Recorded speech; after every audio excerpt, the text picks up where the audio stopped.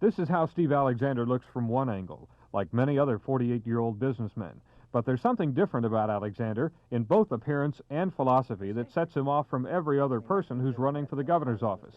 It's not just the long hair, but also his platform, which includes, among other things, plans for legalizing prostitution and marijuana and synchronizing city traffic lights that tells you Alexander is not your ordinary candidate for governor. Perhaps the item calculated to get him the most attention, if not votes, is his promise, if elected, to reopen the chicken ranch in LaGrange. It's been in operation for 130 years. It goes back to when Texas was a republic. It's almost as sacred as the Alamo.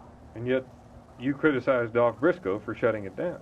Well, of course, it is operating illegally, and I don't know that I criticized him exactly for shutting it down. However, we've had governors all the way back to perhaps Sam Houston, who coexisted peacefully with it. And you're going to have prostitution, let's face it, either legal or illegal. Alexander says he's head of a Waco business called Alexander Enterprises. Before that, he says, he was a rodeo cowboy, a race car driver, and had bit parts in the movies Splendor in the Grass and Bonnie and Clyde. But how does that qualify him to be governor?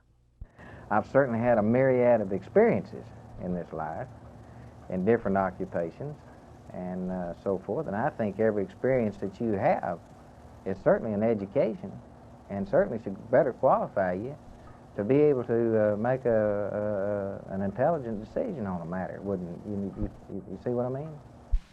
Alexander says he doesn't expect many contributions to his campaign, says he doesn't even like to think about accepting them. But like most other candidates, he says he'll travel the state trying to get some support for the May 4th Democratic primary election. If by some chance he were elected, he says, he's already decided how he'd run the state. I had a little 14-year-old girl asked me, she said, what's going to happen when you're governor? And I said, what do you want to happen?